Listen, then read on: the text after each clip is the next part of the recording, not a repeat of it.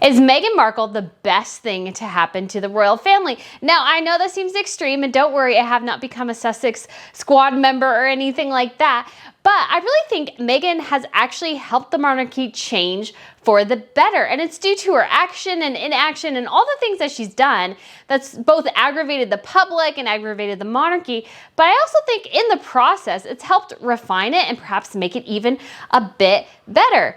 And the most ironic thing is that even though Meghan Markle has, helped a bit with the monarchy, she can't enjoy any of it, which I think is kind of just desserts in this situation. So guys, on this video, I'm just going to give you a couple of reasons why I think Meghan has actually, despite everything she's done, has actually changed the monarchy for the better, and how her actions have really helped, maybe will help the monarchy in the future succeed despite kind of the pressures of the public and the changing of the times and everything, and how really they'll end up outlasting her. So guys, if you haven't been to Royal News Network before, my name is Brittany, and we talk about everything related to royals here on this channel. And so that's news, gossip, jewelry, fashion, television shows, movies, history. We'll do it all here.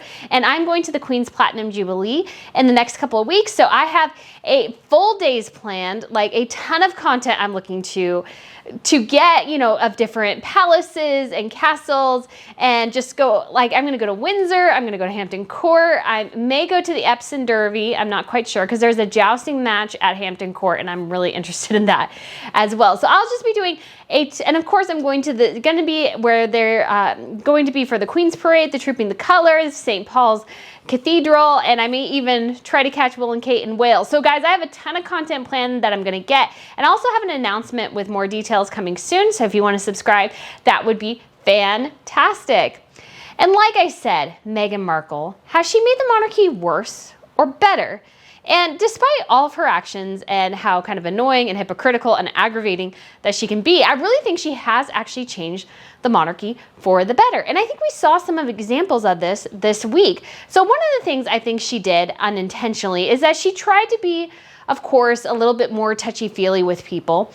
And the monarchy is generally not like that. They don't hug people. They, for a while they didn't do selfies. They didn't get super touchy with people. But we have actually seen this start to change. And one of the first things I noticed is that when Catherine and William went to visit the Ukraine Cultural Center in London, that Catherine kind of immediately went in and hugged one of the members. And I thought that was actually really great, because obviously what is happening in Ukraine is a very kind of emotionally charged thing, and you're comforting somebody whose family members might be caught in the crossfire. So I think in that moment it was very appropriate, because I think sometimes Meghan was doing that when it wasn't necessarily the most appropriate thing to do. Like one time somebody was trying to curtsy to her to show respect to her as a royal, and then she was kind of going in to hug them to show how kind and generous she is, and it was just kind of an awkward exchange.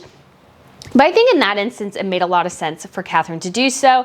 And Prince William hugged a pensioner this week when they were in Scotland doing a little mini tour. He went and hugged this pensioner, and obviously, the picture went everywhere, and the man seemed so thrilled that Prince William did that. And so I think it's one of those things where if you sprinkle it in from time to time, it's a really, really good thing. Meghan generally kind of is too touchy-feely to people. She keeps kind of touching them, moving them. She does that to Harry all the time, but she does that to other people too that she's interacting with. And so I think the royals have kind of embraced some of that bit more American style actions. And I think because of how the monarchy is changing in the 21st century, they did actually end up adopting some of it, but keeping still very within kind of the royal fold. And the other thing that the royals have done, which I think is kind of interesting, and this is especially again to Will and Kate, is that I feel like Will and Kate have put in a bit more PDA in their interactions with each other. And I know that, people criticize Harry and Meghan for touching way too much. And they did. They were holding hands all the time in a professional environment, because if you're a royal and you're, walking around doing a walkabout, you are being a professional. This is your job. It's not your job to hang all over your husband, have his hands two-handed grip, touching him, molding, all the things that they did. It was just far too much. But in the Bahamas. We saw Will and Kate holding hands on their way to their evening event in the Bahamas. And then I think a bit maybe while they were there, but not long. Because remember, Catherine and William are very much about their professionalism, so they know when to do it, like privately walking through your resort to get in your car to go to the venue and you holding hands. That makes complete sense. But when you're trying to be at like a serious event and you can't stop pawing each other, that's when it becomes too much. And that's what Harry and Meghan do all the time. It just becomes way too much. But Will and Catherine are just kind of saw Kate and, or, Harry and Meghan, and that yes, some Sussex Squad members loved it. Most of the public was like, it was too much. But Prince William and Catherine, I think, recognized as some people, it did help to have that little bit more, that little tidbit of public affection. And so they decided to adopt it, I think, into more of their exchanges and kind of going with the hugging as well.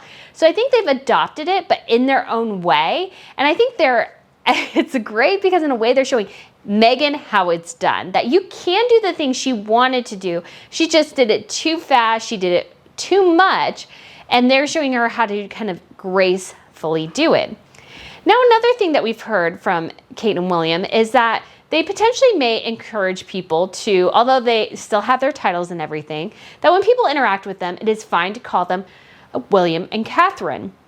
And I feel like this comes a bit from Meghan and Harry as well. Although ironically, now Harry and Meghan use their titles all the time, while Kate and William want to roll them back, and Kate and William are actually attached to the monarchy. Because as it turns out, if you are actually a working member of the royal family, it makes you more approachable to just say, well, I'm William and I'm Catherine, rather than being Harry and Meghan going, well, I'm Harry, but please call me Prince Harry, the Duke of Sussex.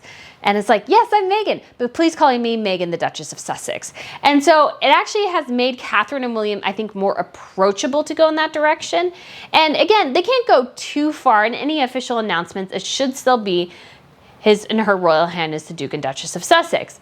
But for Harry and Meghan, it's like they cram down our throats so much, even though they're quote unquote private citizens, it just doesn't wash quite as well. So I think Catherine and William, again, are making this very careful and great dance of including some of what Harry and Meghan did, but also pulling it back to making it more appropriate for the monarchy. And I think that's kind of great. And the other thing that they did that I think was really great is that it's made it easier to address issues within the monarchy.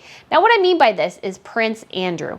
Now, would Prince Andrew have been stripped of his highness status and basically pulled from royal duties unless they had pulled them from Harry and Meghan first and there wasn't too much of a backlash to that? I mean, I know Harry and Meghan, it was voluntary. They said, well, no, actually, I will say not. It wasn't voluntary because they wanted to be half in, half out. And the palace said, no, you can't do that. You're either all in or you're out. And so I think because they were able to kind of kick Harry and Meghan out and make some of that more official, and that there's growing calls even to strip them of their titles, it made it much easier to actually kick a problematic element like Prince Andrew out as well.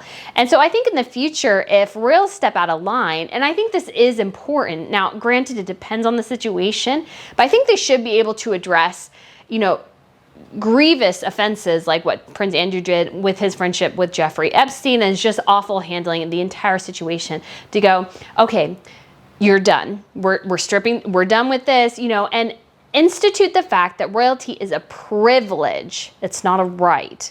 And I think this is very important, especially for George, Charlotte, and Louis, because for the monarchy to continue, and this is not just the British, 2 monarchs were forced to abdicate within the last 10 or so years because of scandals. And so if it becomes kind of a system where, royalty is seen not as a right, but as a privilege, and ergo you have a responsibility to act in a certain way, I think that benefits the whole system. So, I mean, I hope Charlotte and Louis have absolutely no problems. I think they're being raised in a very stable household, considering everything. I think Catherine and William, from what we've seen, have done a very good job of raising them. And I mean, all kids have their own personalities. I think Charlotte's going to be a little bit of a spitfire. She seems kind of like Miss Independent. Maybe in the future, she does something like, accept a really bad freebie from, a Saudi prince or something, not that's caught up in a massive scandal or something, kind of like what happened with Meghan and her diamonds. There's a greater incentive to potentially, and I hate to use this word, but reprimand a royal for doing something that could bring negative press on the monarchy. And again, I think that's a good thing. Now, I don't think that'll have to happen with Charlotte and Louis, but I mean, it could even be, you know, their spouse. So in the Spain, for example, the king, one of the king's sisters, like her husband is in prison for, I think it's kind of a tax evasion type thing. I need to research a bit more, but that's also what caught up the king as well, is this kind of whole tax scandal.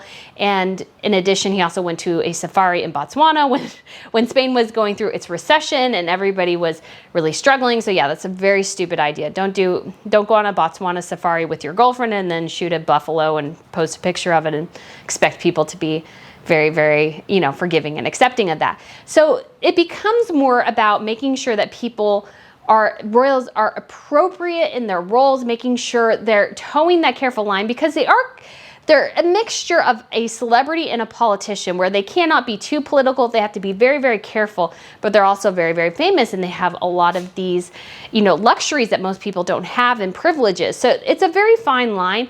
But I think Harry and Meghan being kicked out of the monarchy and the Queen letting that happen, and potentially even down the line stripping Harry of his Counselor of State status, which means maybe whoever is the monarch designates who that person will be rather than it going in the immediate line of succession. Because like Princess Anne should have always been a Counselor of State over Prince Andrew, because Princess Anne, I mean, that woman works for her money. She is dedicated to her mother.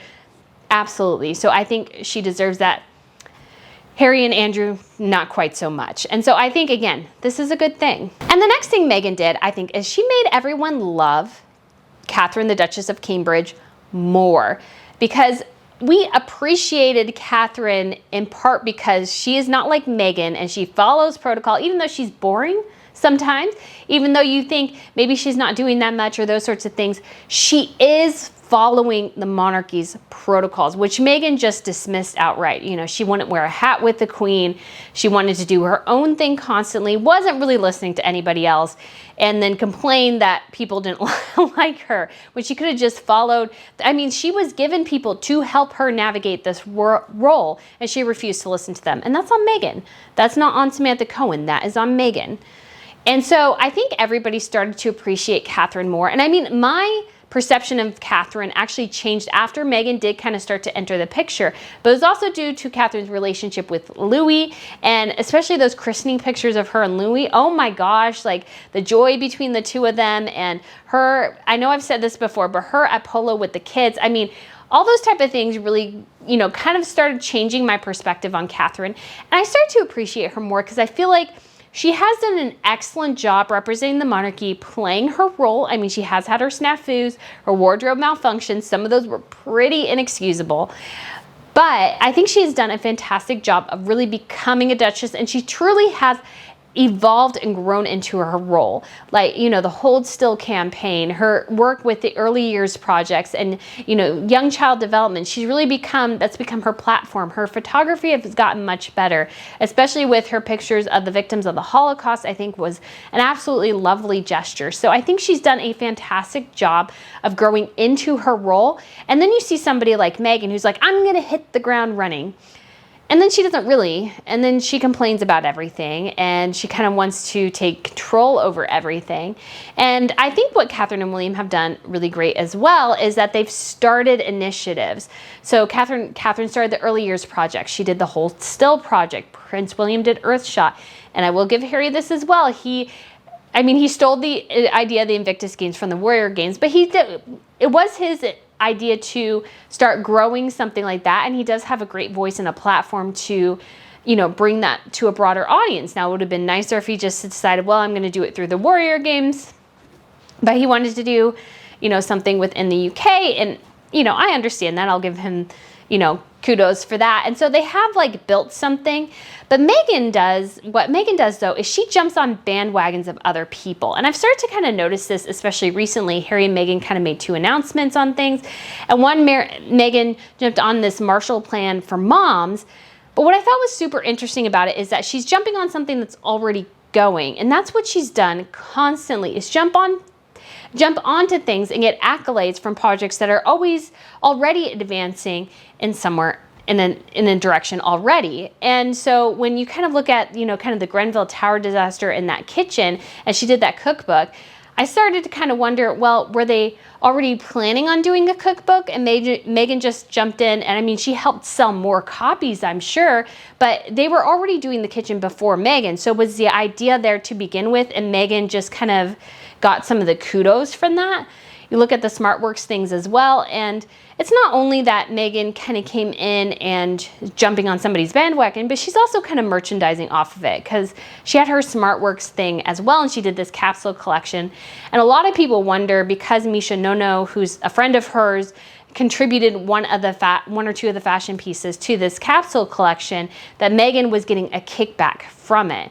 And so those questions remain, and I think those are valid questions. But that was a lot of things Meghan did. A lot of people were wondering, okay, are you getting a kickback from this? Because she would always kind of involve her friends and stuff, and she would just, again, jump on somebody else's project and kind of, I mean, she would publicize it, but she also would, it's questionable, has she really started her own thing entirely? I mean, she had the TIG, but she was kind of copying Goop, and the TIG was just an awful name. Because Goop, at least, Goop, you hear Goop, and it sounds dumb, but you're also kind of intrigued. Because, you think of Goop on your face and stuff, because, if you put moisturizer and stuff on, can be seen as Goop. But the TIG, and I'm like, are you talking about Tigger? Are you talking about a twig? Like, I don't know what that's supposed to mean. And obviously, she was referencing a wine, but again, it just not something that captures a lot of people's attention.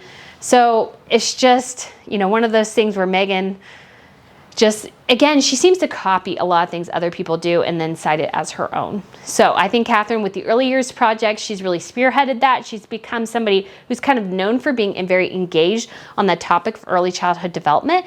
And I think that is fantastic. And she's even making tours around learning more about childhood early development. That's why she did the trip to Copenhagen. So I think, again, all those things are good and show how Catherine and William are continuing to grow in their roles, while Harry and Meghan look increasingly disconnected from the world. They look delusional. Nobody's that engaged with them anymore. And another thing to consider is, and I'm sad to say this, is that she really exposed Prince Harry for being very dim and kind of a bitter, angry guy. And I think that's kind of sad, because I used to really like Harry. There's especially a picture of him. He did like a tour of the Colosseum, and I thought he looked kind of regal, standing there and kind of engaging with the history. And again, I love history, so I was like, I saw that picture, I was like, oh my gosh, that's so great that he seems so, kind of enthralled by the Colosseum, because it is a beautiful, captivating place, considering all the history and everything that's happened there.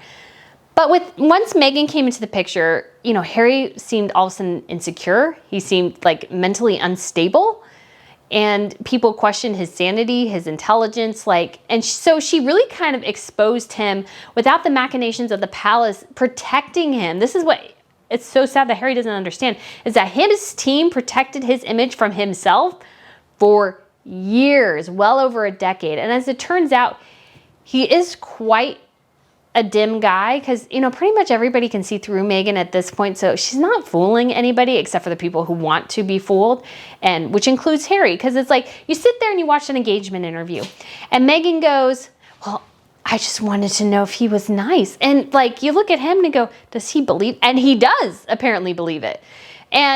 Or he at least didn't let people think it was false. And so it's like, are you stupid? I think Prince William, if somebody looked at him and goes, well, I just wanted to know if he was nice, he would have looked and go, oh, heck to no. He would have seen through that, because Harry and Meghan used to have a pretty robust system of seeing through people who just wanted them for their clout and the connections. And I think Prince William would have seen that false flattery as absolutely idiotic. He's like, no, of course you would have Googled me. Of course you would have looked me up. You aren't stupid. I'm not stupid. That Harry even seemed to believe that, and believe it was just a happenstance of a blind date and all these sorts of things, when all of us really truly believe that, Meghan hustled. I mean, she apparently told people she wanted a rich British man, and she happened to capture Harry, and I think she's probably about the only person he could capture, because he's not that smart. And pretty much at this point, everybody can see through Meghan. And so you just got to wonder, it's like, man, Harry, you are not the brightest bulb in the world, and it's really quite sad. So I do feel kind of bad for Harry in a way, because I think Meghan really took a deeply broken man and twisted him up, kind of really sought after and exploited all of his insecurities, brought them to the surface, and really has created this twisted, angry, bitter, jealous man who I don't necessarily think was always there. But I think when somebody picks at you, those things kind of bubble to the surface, rather than choosing a partner that, instead of magnifying those things you already feel insecure about yourself, really made him feel secure and valued in his role as a spare, going, how great is this? We are in the monarchy. We get to do these great things, help people. Now, Meghan told him, well, they're not doing enough for you. You are better than this. You are better than them. And so she really just festered in him this kind of awful nature, I think, that maybe was somewhat always there. But I think when you have a good partner, they magnify your good points while, helping you manage, not really helping you, but, they help you manifest your better points because you're in a healthier spot, rather than magnifying those things that are insecurities about you. I think those are kind of the signs of a healthy relationship, and we see that with William and Catherine. I think from what we've seen, they have a pretty healthy relationship, and so that their kids are in a very stable household, and Catherine really helps William manage, maybe, there's a book coming out that says William maybe has a bit of a temper, but Catherine can manage him, and he can manage her, and they are partners. And I think that's fantastic. Okay, guys, and the one thing that Meghan has shown to us as well, and again, I think all this does is help the monarchy in a way, because they have been shown as a group of people who did kind of see through her from the jump, is that Meghan Markle, through engaging with the royal family, has really shown herself to be a charlatan, a professional victim, a liar, somebody who manipulates other people for her own gain, and somebody who's kind of just frankly a bit greedy. And I think Meghan, again, I don't understand why she didn't do this, which is why sometimes, when people say, oh, she's so smart. And it's like, well, she's so smart. Why didn't she do the much easier thing of dating and dumping Harry and moving on and getting, some better roles than she would have gotten otherwise? But no, she decided to marry Harry. And once you marry into the British monarchy and you are getting funds from the taxpayers, people dig into your background. And you cannot establish a narrative if people are going, well, no, that doesn't make sense. This doesn't make sense. Why don't you have any family members there? What happened to your friends in, X grade or whatever? You're telling us you didn't know anything about the monarchy. Yet here you are sitting outside of Buckingham Palace as a teenager. Just simple things.